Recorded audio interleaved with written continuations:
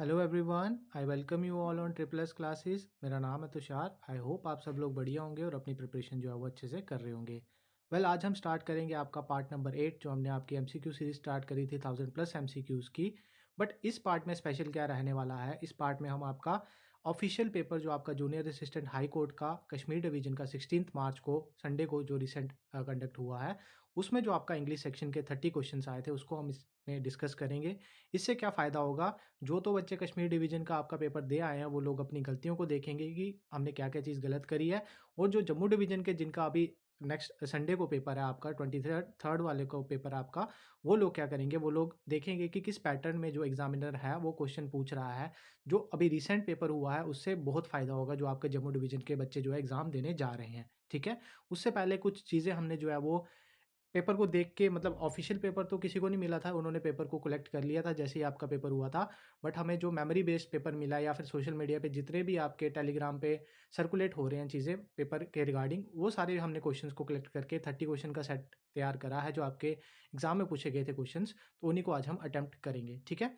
उससे पहले मैं आपको बता दूं कि अगर आप जेकेपी एसआई के कोर्स में इनरोल होना चाहते हो तो आप ट्रिपल एस की ऐप पे जाके आप कूपन कोड यूज़ कर सकते हो और आप कोर्स में एनरोल हो सकते हो। अगर आपको टेस्ट सीरीज़ में एनरोल होना है तो आप टेस्ट सीरीज़ में भी ट्रिपल एस के ऐप पे जाके एनरोल कर सकते हो, प्रोवाइडेड कूपन कोड लगा के, ठीक है? और जो बच्चे ऑलरेडी कोर्स में एनरोल्ड हैं उनको टेस्ट सीरीज़ लेने की ज़रूरत नहीं है। और जो ओएमआर बेस्ड टेस्ट सीरीज़ को ज्वाइन करना चाहते हैं वो आपके ट्रिपल एस लाइब्रेरी में कॉन्टैक्ट कर सकते हैं या फिर कॉन्टैक्ट नंबर्स पे कॉन्टैक्ट कर सकते हैं, ठीक है?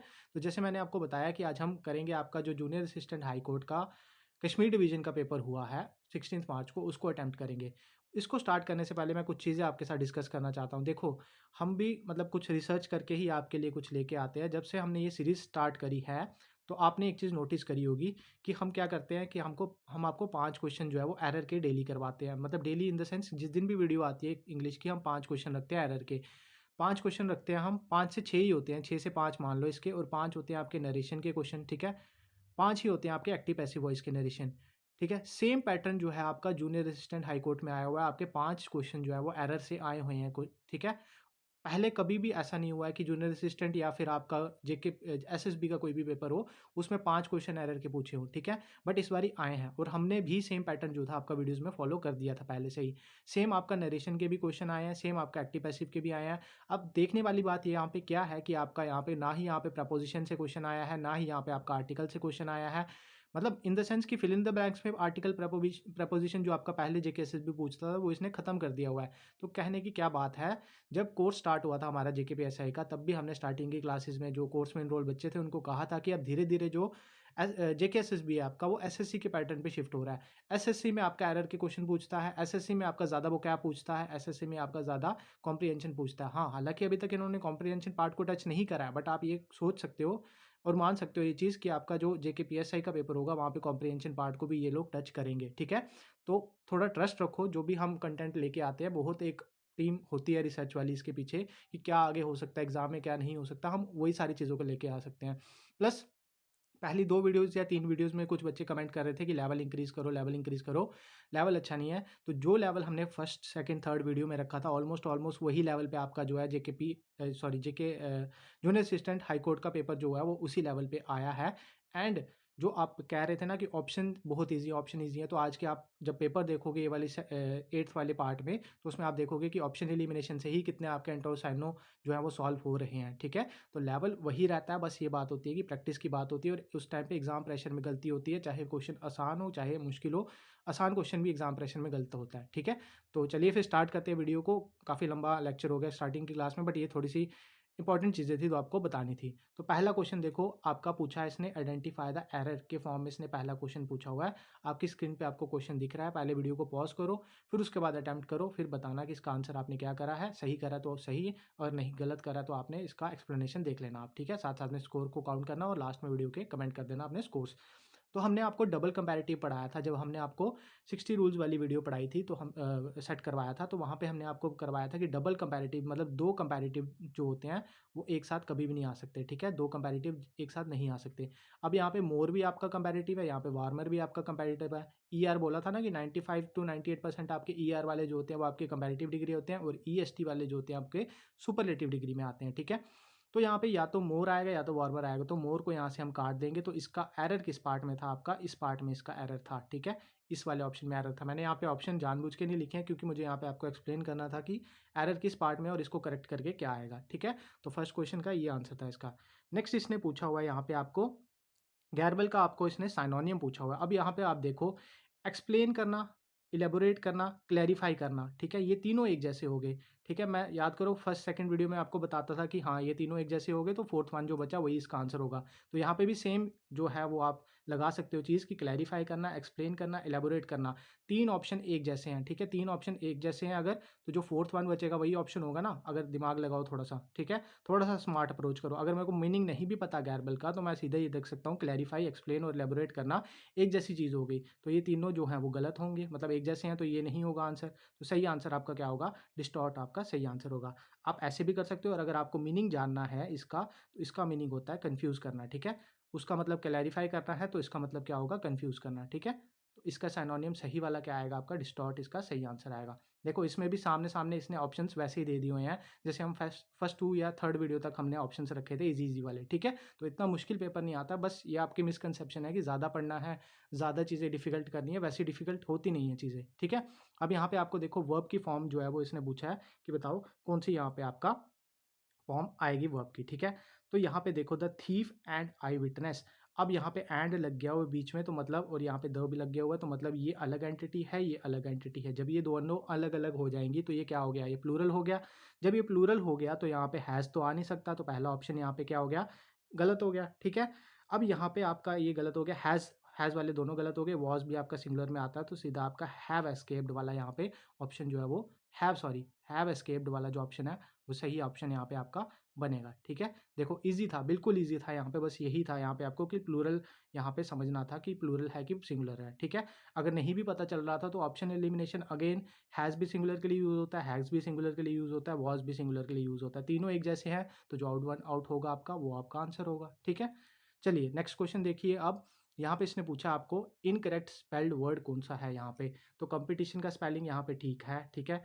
एक्सप्लेनेशन ये गलत दिया हुआ है यहाँ पे, एक्सप्लेनेशन का स्पेलिंग यहाँ पे ये नहीं होता। एक्सप्लेनेशन का स्पेलिंग, एक्सप्लेन तो सही होता है, लेकिन एक्सप्लेनेशन का स्पेलिंग, एग्जैक्टली एक्सप्लेनेशन का स्पेलिंग क्या होता है? EXPLANATION, ये इसका सही स्पेलिंग होता है। तो ऑप्शन ऑप्शन ये वाला, मतलब ये गलत है। सही ऑप्शन इनकरेक्ट स्पेल्ड वर्ड वाला ये है, और ये सही है। मतलब इन द सेंस कहने की बात है कि ये तीनों सही हैं और ये जो है वो आपका गलत स्पेल करा हुआ, ठीक है? तो इसका आंसर बी आएगा आपका। चलिए नेक्स्ट देखिए अब, क्वेश्चन नंबर फिफ्थ। फिफ्थ देखिए, एंटोनियम पूछा हुआ है आपको, इम्पर्टिनेंट का आपको एंटोनियम पूछा हुआ है, ठीक है? तो इसमें भी देखो आपको एरोगेंट, रूड और ये इंसॉलेंट, ये सारे तीनों एक जैसे दिख रहे हैं ना, मतलब एक जैसा मीनिंग कर रहे हैं। तो ये दोनों तीनों अगर एक जैसे हैं तो इसका ऑड वन आउट आपका आंसर होगा, ठीक है? ये वाला इसका आंसर होगा। अगर आपको इसका मीनिंग नहीं भी पता, आपको इसका, अगर इसका मीनिंग नहीं पता, आपका पता इसको, इसका मीनिंग होता है आपका रूड होना, ठीक है? रूड होना। अब इसका एंटोनियम पूछा हुआ है, तो एंटोनियम इसका क्या होगा? रूड का एंटोनियम क्या होता है? रिस्पेक्टफुल मान सकते हो, तो रिस्पेक्टफुल के लिए आपका थर्ड ऑप्शन आएगा इसमें, ठीक है? सही आंसर, फाइन। तो ये हो गया आपका एंटोनियम वाला क्वेश्चन। इसमें भी सेम आपका ऑप्शन एलिमिनेशन जो था वो यूज़ हो गया। अब आ गया आपका एक्टिव पैसिव वॉइस का क्वेश्चन। मैंने यहाँ पे जानबूझ के आपको ऑप्शंस नहीं दिए हुए हैं एक्टिव पैसिव वॉइस में। मैं चाहता हूँ इसको आप खुद से सॉल्व करो, ठीक है? पर फटाफट से पहले वीडियो को पॉज़ करो, फिर इसका आंसर करो। बहुत ईज़ी है, ठीक है? देखो, यहाँ पे आपको सीधा हमने क्या बताया हुआ है कि वर्ब पे टारगेट करना होता है। मेन वर्ब क्या है यहाँ पे? फाइनलाइज़्ड। फाइनलाइज़्ड किस फॉर्म में है यहाँ पे आपका? ऑलरेडी आपका थर्ड फॉर्म है, क्योंकि पहले आपका हैव दे दिया हुआ है यहाँ पे, ठीक है? V3 में दिया हुआ है। जब ये V3 में दिया हुआ है तो बी की कौन-सी फॉर्म आएगी साथ में? बीन आएगी। बीन लिखो साथ में पहले। लिख दिया बीन, ठीक है? अब फाइनलाइज़्ड थर्ड फॉर्म में आएगा, ठीक है? फाइनलाइज़्ड लिखो यहाँ पे, फाइनलाइज़्ड लिख दिया, ठीक है? अब यहाँ से ऑब्जेक्ट सब्जेक्ट को चेंज करो, ठीक है? ऑब्जेक्ट यहाँ पे आके सब्जेक्ट बन जाता है, सब्जेक्ट वहाँ जाके ऑब्जेक्ट बन जाता है। मानते हो ना इस चीज़ को? और यहाँ पे इसने बहुत ईज़ी काम कर दिया हुआ है, सीधे इसने बोल दिया आपको कि कन्वर्ट करना है आपको पैसिव में। अगर यहाँ पे पहले इसने दिया नहीं होता, सिर्फ़ इसने ऐसा लिखा होता कन्वर्ट द वॉइस, तब आपको पहले चेक करना पड़ता कि ये आपका एक्टिव में है कि पैसिव में है, फिर उसके बाद आप इसको चेंज करते, ठीक है? और एक्टिव से पैसिव जाने के लिए आपको एक रूल बताया था कि उसके लिए आपका हमेशा ऑब्जेक्ट होना ज़रूरी है, ठीक है? अगर आपका कॉम्प्लीमेंट होगा तो आपका एक्टिव से पैसिव हम नहीं जा सकते, ठीक है? ये थोड़ी-थोड़ी, छोटी-छोटी बातें हैं जो आपको ध्यान रखनी होती है। जब एग्ज़ामिनर थोड़ा डिफ़िकल्ट करने की कोशिश करेगा तो वो ऐसी वाली चीज़ों में आपको फँसाने की कोशिश करेगा। यहाँ तो बिल्कुल सिंपल दे दिया इसने, कन्वर्ट करो पैसिव वॉइस में। अब यहाँ देखो, अब the site for our new factory, ठीक है, the site for our new factory, यहाँ पे स्पेस कम हो गई, the site for our new factory, अच्छे से लिखते हैं इसको।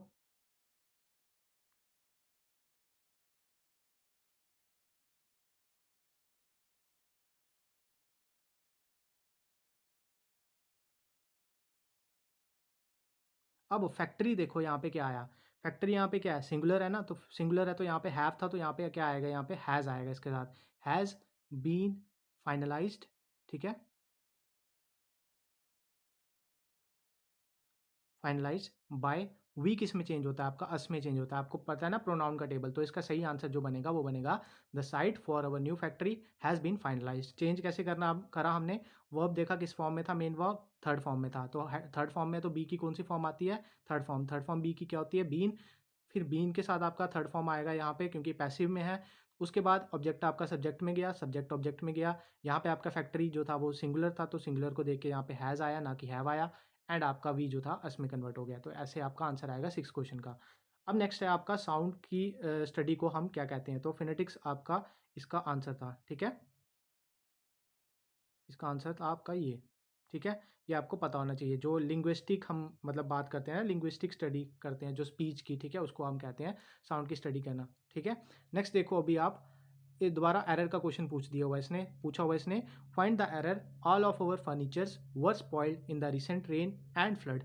जब मैंने आपको आपका आर्टिकल करवाया था तब मैंने आपको वहाँ पे एक लिस्ट प्रोवाइड करी थी जो आपके अनकाउंटेबल नाउन्स होते हैं, ठीक है, तो मैंने क्या कहा था, आपका फर्नीचर भी आपका किस में आता है, आपका अनकाउंटेबल नाउन में आता है, ठीक है, अनकाउंटेबल नाउन में आता है ये।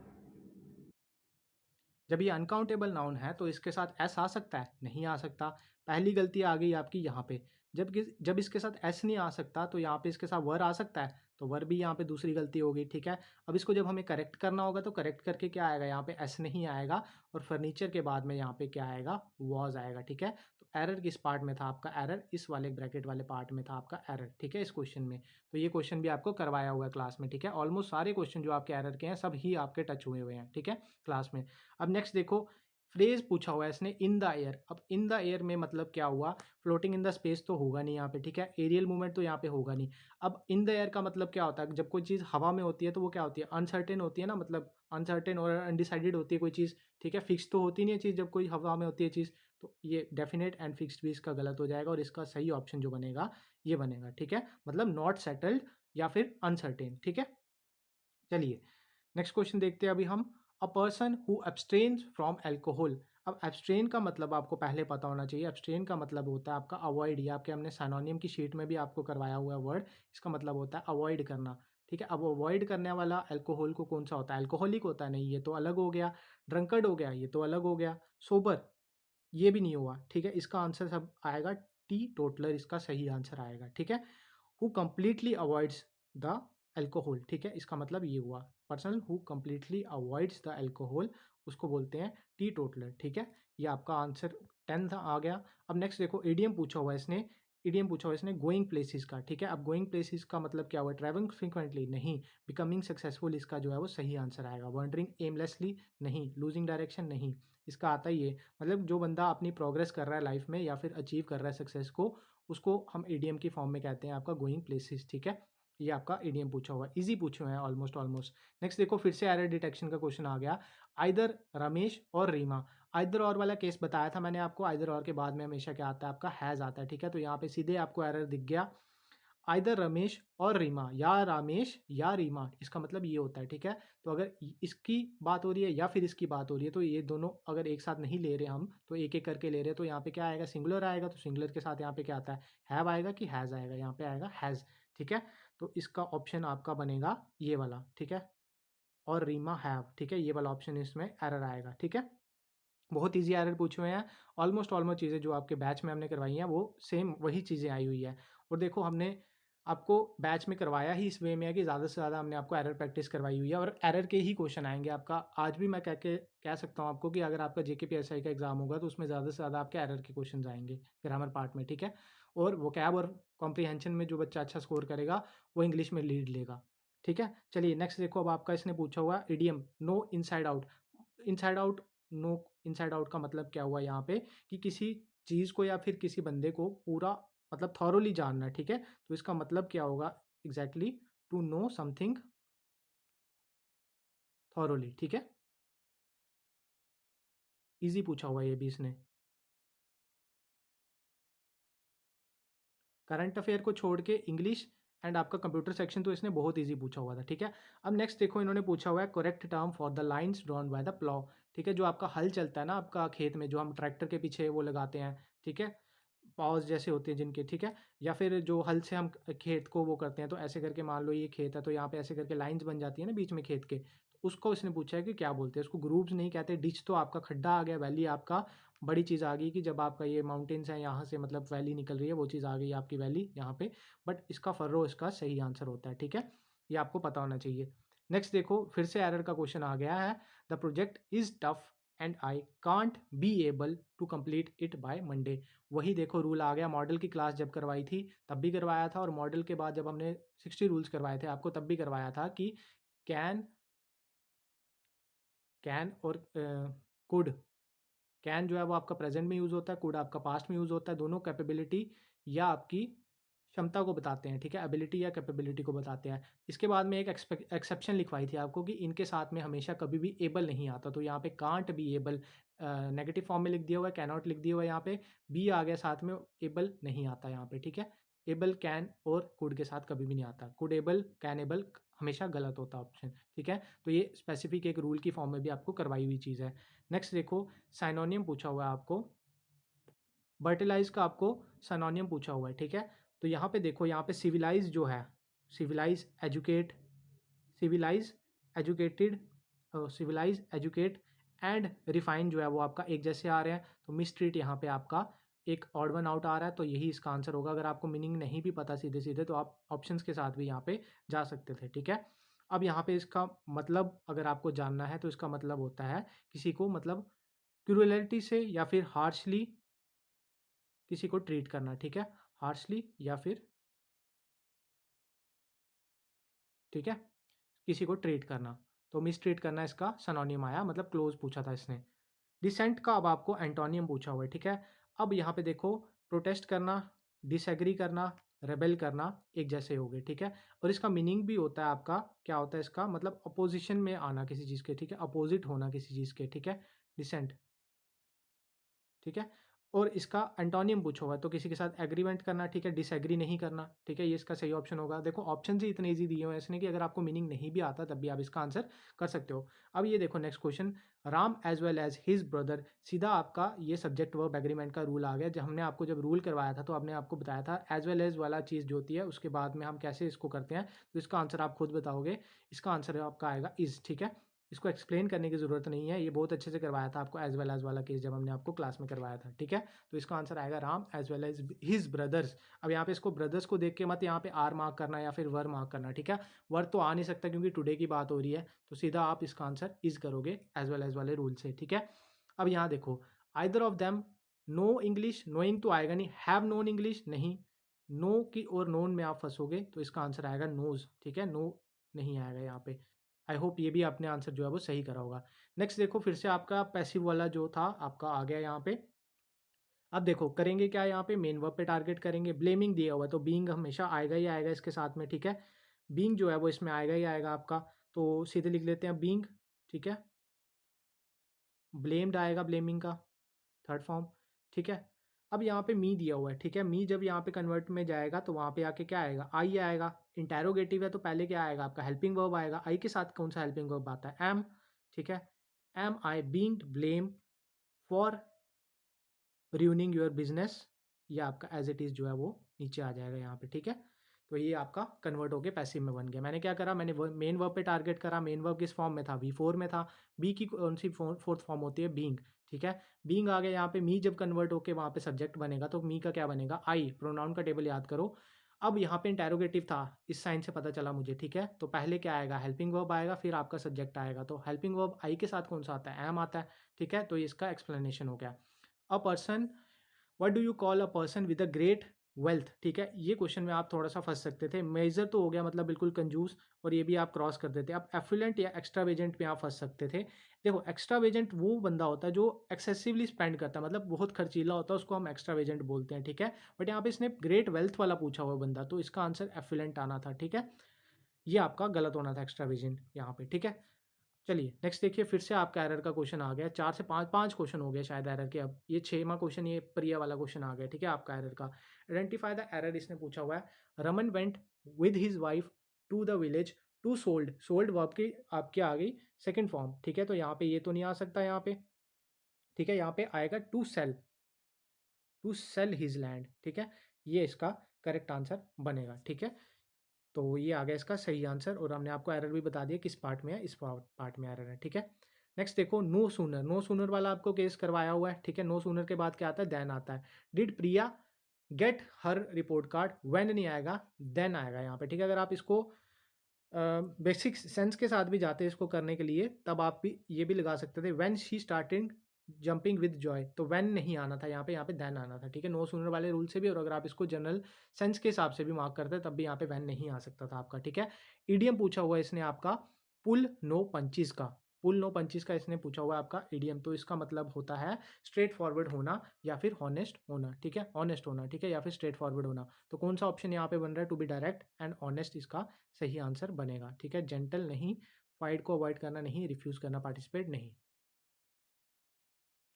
चलिए नेक्स्ट क्वेश्चन देखते हैं। नेक्स्ट इन्होंने पूछा हुआ है, इडियम पूछा हुआ है फुल बीन्स का। फुल बीन्स का इडियम पूछा हुआ है, इसका मतलब होता है आपका हैप्पी एंड एनर्जेटिक, ठीक है? ये इसका सही आंसर आएगा। सैड एंड डल नहीं आएगा, बीइंग फुलिश नहीं आएगा, and have a crazy idea ये भी नहीं आएगा, ठीक है? नेक्स्ट देखो, a person a person from obscure position who gained wealth is called. इसका आंसर आएगा आपका बी, ठीक है?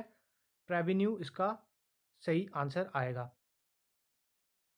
एरिस्टोक्रेट नहीं होता, फिलैंथ्रोपिस्ट नहीं होगा, मोगुल नहीं होगा इसका, ठीक है? इसका आपका बी ऑप्शन होगा। इसका एक्चुअल में मीनिंग पता क्या होता है? इसका मतलब होता है कि जिसने रिसेंटली कोई वेल्थ या फिर स्टेटस जो है वो एक्वायर्ड करा हो, बट सोसाइटी में एक्सेप्ट ना किया हो उसको, उसके हम्बल ओरिजिन की वजह से, ठीक है? तो ये इसका सही आंसर बनेगा। नेक्स्ट देखो, अंटोनियम पूछा हुआ आपका सिविलाइज्ड का। अब सिविलाइज्ड और एजुकेटेड एक जैसा हो गया, ठीक है? सोफिस्टिकेटेड एक जैसा हो गया, और पॉलिश्ड भी आपका एक जैसा हो गया, ठीक है? तो इसका ऑड वन आउट कौन सा बना आपका? सी ऑप्शन बचा, ठीक है? तो यही इसका आपका आंसर आएगा, ठीक है? कल्टिवेटेड का मतलब क्या होता है आपका? बेसिकली आपको इसका मतलब पता है? इसका मतलब होता है आपका एजुकेटेड होना या फिर आपका सोफिस्टिकेटेड होना, ठीक है? तो इसका एंटोनियम पूछा हुआ था, तो इसका डी ऑप्शन आएगा, ठीक है? पॉलिश्ड, एजुकेटेड और सोफिस्टिकेटेड एक जैसा हो गया। पॉम्पस आपको सिनोनिम पूछा हुआ, अब यहाँ पे भी लगाओ वही सेम अप्रोच। हम्बल होना, मॉडेस्ट होना और सेल्फलेस होना एक जैसे आ गए, ठीक है? ऑड वन आउट कौन सा निकला यहाँ पे? एरोगेंट निकला, ठीक है? एरोगेंट निकला इसका ऑड वन आउट, तो इसका आंसर भी यही होगा। बट अगर आपको मीनिंग जानना है इसका, तो इसका मीनिंग होता है आपका अ, मतलब एरोगेंट होना किसी चीज़ में, ठीक है? ये इसका मीनिंग होता है, तो इसका ऑप्शन भी सही एरोगेंट वाला आएगा, ठीक है? नेक्स्ट देखो, इसका पूछा हुआ है इन्होंने सिनोनिम ऑफ पिनेकल, ठीक है? अब देखो, बेस होना या फिर बॉटम पे होना या फिर डिक्लाइन होना, किसी चीज़ में कमी आना, ठीक है? बेस की तरफ जा रहा है ना ये चीज़, तो ये तीनों एक जैसे हो गए, लेकिन पीक जो है वो इसका ऑपोजिट हो गया, ऊपर वाली साइड जाना। तो ये 3 ऑप्शन एक जैसे, तो ऑड वन आउट कौन सा होगा आपका? पीक। पीक इसका सही आंसर आएगा, ठीक है? तो पिनेकल का मतलब क्या होता है आपका? मतलब अचीवमेंट करना या फिर पीक पे जाना, ठीक है? अचीवमेंट इसका बेसिकली आपका सिनोनिम मतलब होता है, ठीक है? आपको मीनिंग भी साथ-साथ में बता दिया, और आपको हमने आपका आंसर भी साथ-साथ में बता दिया। लास्ट ऑप्शन देखो, सीमी का आपको एंटोनियम पूछा था। अगेन यहाँ पे लगाओ, अनएथिकल मतलब कि गलत वे में आ गया, डिसऑनेस्ट भी यहाँ पे आ गया गलत वे में, सॉर्डिड भी यहाँ पे आपका गलत वे में आ गया, तो रिस्पेक्टेबल आपका जो था ऑड वन आउट बचा, यही इसका आंसर होगा, ठीक है? इसका मतलब क्या होता है? इसका मतलब होता है आपका इमोरल, ठीक है? इमोरल मतलब होता है इसका, ठीक है? और इसका आपको एंटोनियम पूछा था, तो इसका एंटोनियम आपका आ गया रिस्पेक्टेबल, ठीक है? आई होप इसमें से आपके ना करते हुए भी आप, क्योंकि आप इसमें एक्सक्यूज़ ही नहीं बचता कि आपको एंटोनिम नहीं आता या सिनोनिम नहीं आता। मैंने आपको सीधा ऑप्शन एलिमिनेशन से भी बता दिया, अगर मेरे को नहीं भी मीनिंग पता तब भी मैं इसका आंसर कर सकता हूँ। और ये मेरे खुद के बनाए हुए क्वेश्चंस हैं ही नहीं, ये आपके ऑफिशियल एग्ज़ाम के क्वेश्चंस हैं। जब हम स्टार्टिंग में वीडियो बना रहे थे आपकी सीरीज़, लेक्चर सीरीज़ की, ये 1000+ एमसीक्यूज़ की, तो हमने तब भी ऐसे वाले ही आपके सिनोनिम एंटोनिम रखे थे, जिसमें आप ऑप्शन से एलिमिनेट कर पाओ। लेकिन तब कुछ बच्चे कमेंट बॉक्स में कमेंट करते थे कि नहीं, आप ऑप्शंस बहुत ईज़ी रख रहे हो, मतलब टफ़ रखो थोड़ा-सा, थोड़ा लेवल इंक्रीज़ करो। बट हमें कहीं न कहीं पता था कि आपका जो लेवल रहने वाला है जेकेपी एसआई का एंड आपका जो जूनियर असिस्टेंट हाई कोर्ट का पेपर होने वाला है, वो यही रहने वाला हो। और मैं अभी आज भी यही कहता हूँ कि आपका जो जेकेपी एसआई का इंग्लिश वाला आपका सेक्शन होगा, उसमें भी लेवल जो है वो ज़्यादा मुश्किल नहीं रहने वाला। बट आप बेसिक गलतियाँ करके आओगे। देखो यहाँ पे इसने क्या करा है, यहाँ पे इसने बेसिक गलतियाँ करवाने की कोशिश करी है। जैसे वो एक क्वेश्चन था आपका ये वाला, कैन बी एबल या कांट बी एबल वाला क्वेश्चन था। उसमें आप अगर सेंस से जाओगे तो हम सेंस में कई बार बोल देते हैं कि I can't be able to come to the school, ठीक है? जब हम एप्लीकेशन लिखते थे छोटी वाली क्लासेस में, तो हम लिखते थे ना एप्लीकेशन में, so I can't be able to come to school. तो वो एबल वाली चीज़ आपके मतलब सबकॉन्शियस में बैठ चुकी है कि हाँ, कैन के साथ एबल आता है। तो अब यहाँ पे आप अगर रूल नहीं जानते, ये वाली क्वेश्चन की बात मैं कर रहा था, अगर आप यहाँ पे रूल नहीं जानते हो तो आप यहाँ पे सीधे-सीधे देखोगे कि कांट बी एबल सही सेंस बन रही है, तो आप इसको सही करके आओगे। तो एग्जामिनर यहाँ पे छोटी-छोटी गलतियों में आपको गलती करवाना चाहता है, ठीक है? अब जैसे आइदर रमेश और रीमा हैव, तो यहाँ पे आप देखोगे कि 2 पर्सन है और जो मतलब थोड़ा-सा मतलब अच्छे बैकग्राउंड से होगा स्कूल में, जिसको रूल नहीं पता, तो वो यहाँ पे हैव लगा के आ जाएगा, सही है यहाँ पे, क्योंकि 2 बंदों की बात हो रही है। तो यहाँ पे ज़्यादा मुश्किल लेवल नहीं रहने वाला है, बट बेसिक्स चेक करेगा आपका एग्जामिनर, ये बात है। एंड आप एक्सपेक्ट कर सकते हो कि जो आपका जम्मू डिवीज़न का एग्ज़ाम होगा, तो वो भी इसी लेवल का रहने वाला हो। इस क्वेश्चन पेपर को मैं ये कह सकता हूँ कि ये बहुत ईज़ी लेवल का क्वेश्चन पेपर है। अगर आप इसमें 30 आउट ऑफ 25 स्कोर नहीं कर रहे, तो आप कुछ छोड़ के आ रहे हो एग्ज़ाम में खुद से, ठीक है? यहाँ पे आप लीड नहीं ले रहे। अगर आप 25+ स्कोर कर रहे हो, तो आप एक्सपेक्ट कर सकते हो कि आपका इंग्लिश सेक्शन जो है वो अच्छा है, ठीक है? और लेवल इतना ही रहने वाला है, इससे ज़्यादा मुश्किल लेवल जो है वो नहीं जाने वाला है। आई होप आपको वीडियो जो है वो अच्छी लगी होगी। थोड़ा मतलब शायद वॉइस में कमी होगी या एनर्जी में कमी होगी, क्योंकि थोड़ा मतलब तबीयत ठीक नहीं थी आज, तो इस वजह से आपको थोड़ा लगा होगा कि थोड़ी एनर्जी कम है, तो प्लीज़ उसके लिए एक्सक्यूज़ करना। बाकी मेरे को लगता है कि लेवल यही रहने वाला है। बस अब जम्मू डिवीज़न वालों के लिए यही है कि आप ज़्यादा से ज़्यादा नोट्स को अपने रिवाइज़ करो और ज़्यादा से ज़्यादा प्रैक्टिस करो चीज़ों की। हम देखो कुछ सोच के ही आपके लिए ये सीरीज़ स्टार्ट करें हैं, और एक पैटर्न भी इसमें सोच के ही हमने रखा हुआ है कि आपको एरर के क्वेश्चन 6 से 7 करवाने हैं, क्योंकि 5 तो इसी क्वेश्चन में पूछ लिए। हाँ, आपके जेकेपीएसआई में जो है वो एरर के क्वेश्चन 3 पूछेगा या फिर 4 पूछेगा ज़्यादा से ज़्यादा, बट आपको प्रैक्टिस करवाना है, इसलिए हमने ये सीरीज़ आपको स्टार्ट करी है, ठीक है? बाकी तब तक के लिए bye bye, take care. Kashmir division वाले अब जेकेपीएसआई के लिए रेडी हो जाओ। इसके बाद में आपकी पटवारी की न्यू रिक्रूटमेंट भी स्टार्ट होने वाली है, उसके लिए आपका टीम जो है वो इन्फॉर्म कर देगी जब भी आपके कोर्सेज़ जो हैं वो स्टार्ट होंगे, ठीक है? तब तक के लिए bye bye, take care, God bless you.